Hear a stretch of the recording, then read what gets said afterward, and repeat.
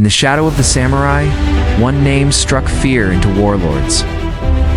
Hattori Hanzō, the invisible master assassin who became a legend of feudal Japan. Who was Hattori Hanzō? Was he a deadly ninja spy who used poisons and kunai to eliminate his enemies? Or was he an ambitious samurai seeking power through underhanded tactics? This legendary ninja is shrouded in mystery, but we may finally have answers. Join us today as we uncover the truth behind the myths and explore the life of this enigmatic warrior. Welcome back, everyone. Here today we'll look at one of the most feared warriors in all of Japan, Hattori Hanzō, during his tenure. He expanded the clan's influence and power, taking on high-profile missions that tested his abilities to the limit. Despite his success, Hanzō's methods were often controversial. Blurring the line between espionage and outright treachery, he wasn't afraid to use underhanded tactics or strike from the shadows, which earned him both admiration and scorn from his contemporaries. We'll discuss some of his greatest battles and learn about the man behind the mask. This transition wasn't easy. Hanzō had to shed his ninja persona and navigate the complex world of court politics and diplomacy. Hanzō's strategic advice and tactical expertise played a crucial role in the outcome of the battle, cementing his reputation as a brilliant strategist and securing his place in the annals of Japanese military history. He continued to train and hone his ninja skills, always ready to defend his home and family if needed. He also took on apprentices, passing down his knowledge and experience to the next generation of spies and warriors. Among his most famous students was his son, Hattori Hanzō, who would go on to become a legendary ninja in his own right. But his sharp intellect, strategic thinking, and vast network of contacts made him a valuable asset to any lord he served.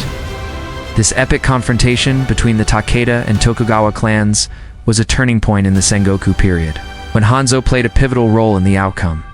If you're looking to develop your own ninja skills, there are a few key areas to focus on. First, you must cultivate a strong mind, as the ninja's mental abilities were just as important as their physical ones. Perhaps it's the image of a shadowy figure leaping from rooftop to rooftop, disappearing into the darkness as quickly as they arrived.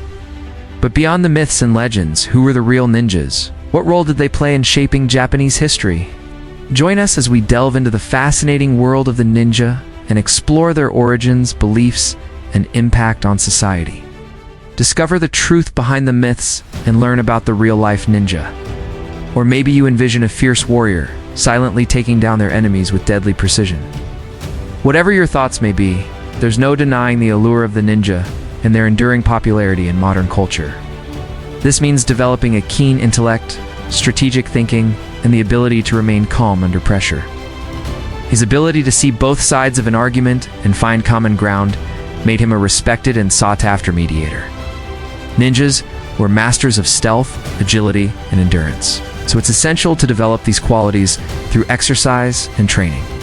Finally, don't overlook the importance of discipline and perseverance. Ninjas had to undergo years of rigorous training and discipline to hone their skills, and they often faced setbacks and failures along the way. But they didn't give up. They learned from their mistakes and kept moving forward.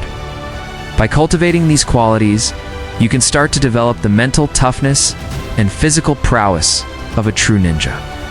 Some members of the samurai class looked down upon him for his past as a ninja, believing that his methods were dishonorable and beneath them. But those who truly knew Hanzō understood that his tactics weren't just underhanded.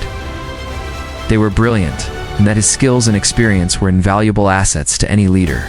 By providing intelligence, training, and backup to the Tokugawa forces, Hanzō helped them achieve a decisive victory, setting in motion the events that would lead to Tokugawa's dominance in Japan. Thank you for joining us on this journey through time, and we'll see you next time. He was a member of the Hattori clan, a group of skilled spies. He continued to train his son and other apprentices, ensuring that the skills and knowledge of the ninja would be preserved for future generations. When he finally passed away in 1639, he left behind a son who would carry on his father's legacy and a name that would become synonymous with the ninja. As the Sengoku period drew to a close and Japan entered a new era of peace and stability, the need for stealthy spies and deadly assassins diminished. Hanzō was a master of disguise and deception, using his ninja skills to infiltrate enemy territory and gather intelligence. He was also a skilled swordsman and could use a variety of weapons, including the katana, wakizashi, and tanto. Additionally, Hanzō was proficient in the use of kunai, shurikens, and other throwing weapons, as well as firearms and explosives. With the end of the Sengoku period, his skills as a ninja were no longer in high demand, and his former allies and clansmen were becoming rivals.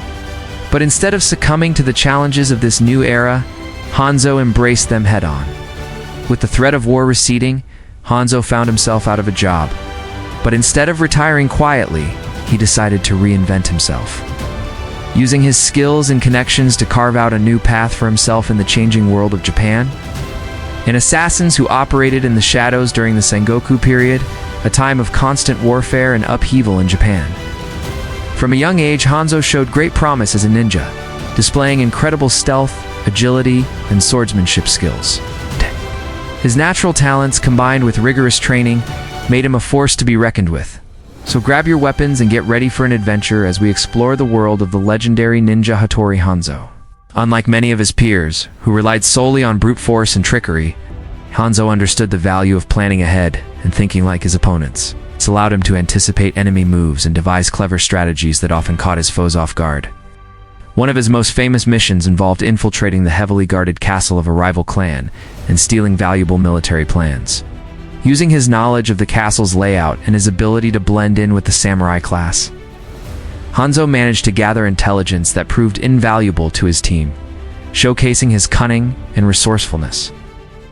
Born in 1554 in the village of Koga in Iga province, Hattori Hanzō would go on to become one of Japan's most infamous ninjas. But what sets Hanzō apart from other ninjas is his strategic brilliance. As Hanzō honed his skills, he quickly rose through the ranks of the Hattori clan, eventually becoming its leader. But it was his involvement in the Battle of Nagashino that truly solidified Hanzō's place in history. However, the aftermath of Nagashino would also mark the beginning of the end for Hanzō. What happened next will surprise you. In the early 1600s, Hattori Hanzō found himself at a crossroads in his life. Recognizing the evolving needs of Japanese society, he shifted his focus from espionage and assassination to something more strategic, becoming an advisor and strategist for the ruling samurai class. One of his most notable contributions came during the Battle of Sekigahara in 1600, a pivotal moment in Japanese history that saw the rise of the Tokugawa shogunate. Despite his success in this new field, Hanzō never forgot his roots.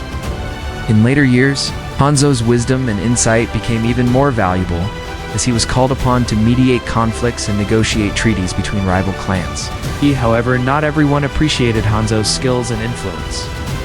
Towards the end of his life, Hanzō began to wind down his affairs, content with the legacy he had built for himself.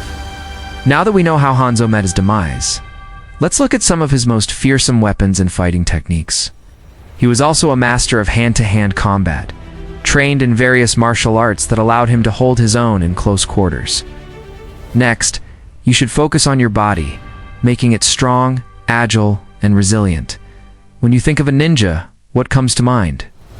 They've captured our imagination and become iconic figures in books, movies, TV shows, and video games. If you enjoyed today's video, please like and subscribe for more historical tales.